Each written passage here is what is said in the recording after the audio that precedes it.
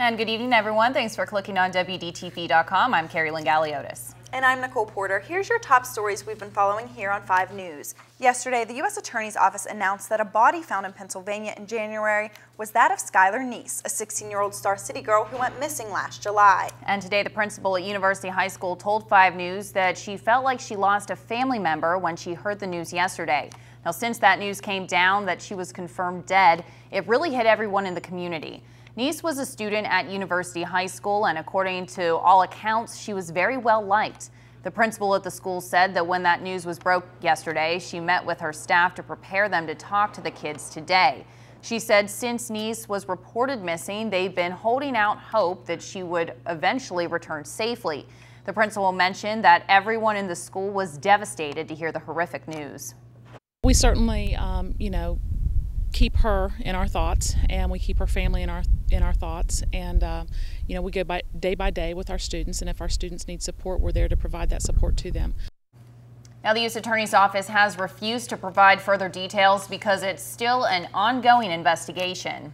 16-year-old Cheyenne Tenney and her 7-month-old daughter Grace Tenney were found safe yesterday after Cheyenne's stepfather, 57-year-old Margell Tenney, took them both the night before. State police said Margell Tenney will face more charges in addition to the 2 counts of sexual assault he's already facing, but none of those charges have been filed yet. They told us he'll face charges from the Amber Alert case as well as the ongoing sexual assault investigation. They've also released more details into what happened Tuesday night. They said Margell Tenney picked up the 2 girls and then went to Hacker Valley to pick up his son, 18-year-old James Cutlip.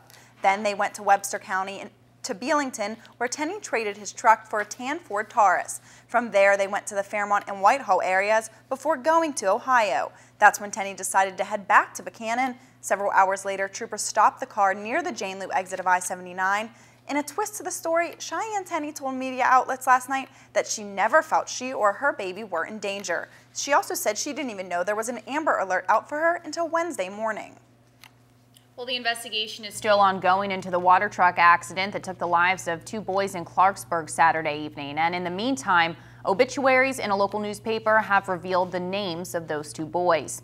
8-year-old Alexander Mazzy Siam and 7-year-old Nicholas Mazzy Siam would be laid to rest tomorrow. Their viewings are being held tonight and tomorrow at the David Weaver Funeral Home. A massive Christian burial will be held tomorrow at Our Lady of Perpetual Hope Catholic Church in Stonewood. State police in Barber County are investigating the death of a 2-year-old Bealington girl. Troopers told us emergency crews tried to revive the toddler, but she was pronounced dead at Davis Memorial Hospital. They aren't releasing much else, but the Crimes Against Children unit is assisting in the investigation. Did you know that West Virginians can void a marriage because of impotency, venereal disease, or because either the husband or wife was an idiot or an imbecile? Well, tomorrow the Senate is set to vote on a bill that would void marriage if either party has ever been convicted of a crime, punishable by more than a year in jail without the other's knowledge. Now, right now, marriages can also be voided if prior to the marriage the wife had been a prostitute without the husband's knowing, or if the husband has been, quote, notoriously licentious. Senator Donald Cookman is sponsoring the bill, and he said he wants to make the language about crimes in line with other parts of the state code. He said the other reasons for voiding marriage should probably be looked at.